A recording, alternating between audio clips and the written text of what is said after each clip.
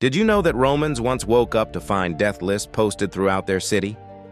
On a cold morning in 82 BCE, citizens rushed to public bulletin boards covered with names. 4,700 Romans were marked for execution by the dictator Sulla. Panic spread as people desperately searched for their own names or those of loved ones. Anyone could claim a reward by bringing back the head of someone on the list. Neighbors turned against neighbors. Slaves killed their masters for freedom and gold. Marcus Marius Gratidianus, a wealthy politician, was dragged through the streets and tortured in public before his brutal death.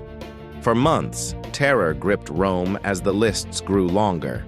Sulla had turned murder into law, eliminating anyone who opposed him. This wasn't just political purging, it was the moment Rome changed forever. Violence became the new language of power. Future leaders like Caesar and Augustus learned this lesson well. The Republic's death began not with armies, but with names on a board. What if Flavius Josephus had died with his 40 companions in that cave at Jotapata in 67 CE instead of surrendering to the Romans?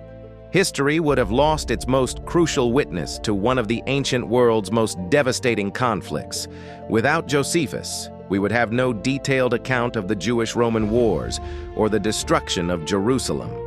The siege that claimed over 1 million lives would exist only in Roman propaganda, told by the victors alone. Early Christian history would lose its most important contemporary verification outside the Bible itself. But the ripple effects go much deeper than missing books. Modern archaeologists would never have found Masada because Josephus provided the only detailed description of its location. The famous Testimonium Flavianum, our primary non-Christian evidence for Jesus' historical existence, would never have been written. Our entire understanding of first-century Palestine would rely solely on Roman sources who saw Jews as rebels to crush. Without this single Jewish historian, the Jewish wars and early Christianity would remain far more mysterious to modern scholars. One man's survival shaped how we understand 2,000 years of history. Did you know the most powerful ruler in Europe drowned in water that barely reached a horse's belly? Frederick Barbarossa was the Holy Roman Emperor and leader of the Third Crusade in 1190. At 67 years old, he commanded a massive German army of 100,000 crusaders marching toward Jerusalem. But while crossing the shallow Salaf River in modern-day Turkey, disaster struck. The emperor, wearing full armor, suddenly fell from his horse into the knee-deep stream. The water was so shallow it seemed impossible for anyone to drown there.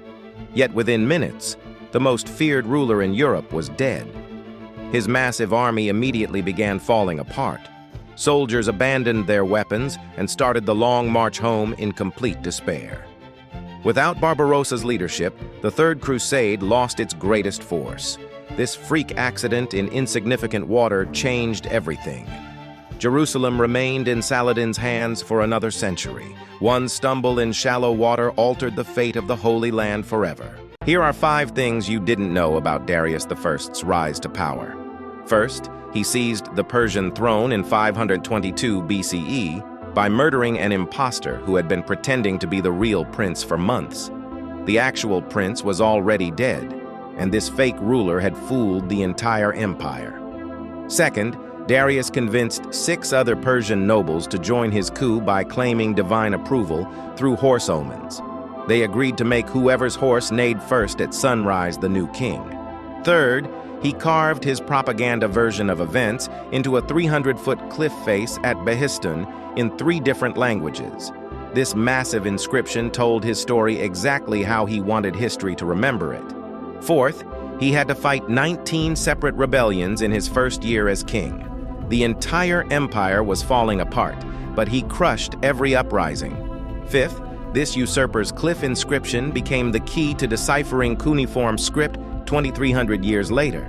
And incredibly, Darius transformed his illegitimate coup into the golden age of the Persian Empire, ruling for 36 years. Did you know the greatest treasure in history lies buried beneath an Italian river hidden for over 1,600 years? In 410 CE, Alaric I had just achieved the impossible. sacking Rome and seizing 3 centuries of accumulated wealth. Gold, silver, precious gems, and sacred artifacts worth billions today filled his wagons. But then disaster struck. The 40-year-old Visigothic king suddenly died of fever in southern Italy. His warriors faced an impossible choice. How do you hide the entire Roman imperial treasury? They devised the most elaborate deception in history. Working frantically, they diverted the entire Busento River from its course. In the dry riverbed, they buried their king alongside Rome's stolen fortune. Then they redirected the water back, erasing all evidence. But the secret was too valuable to risk. Every slave who helped dig the grave was executed. The location died with them. Somewhere beneath those rushing waters lies history's greatest lost treasure, waiting to be discovered. Did you know the world's first major city practiced mass human sacrifice on an unimaginable scale?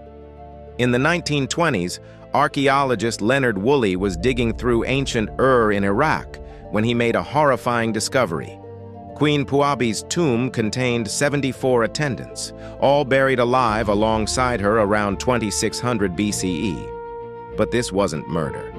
The evidence revealed something far more chilling. Court musicians were found still clutching their golden lyres, positioned as if they had just finished playing. Guards remained at their posts in perfect formation, spears in hand. Servants were arranged in elaborate ceremonial dress, showing no signs of struggle. They had willingly drunk poison in a grand ritual, choosing death over life without their queen. As Woolley dug deeper, he realized this wasn't an isolated event, but systematic practice across multiple royal burials. Entire courts would follow their rulers into the afterlife through coordinated mass suicide. This discovery shattered everything we thought we knew about early civilization. Humanity's first cities weren't just built on agriculture and trade, but on foundations of ritualized mass death.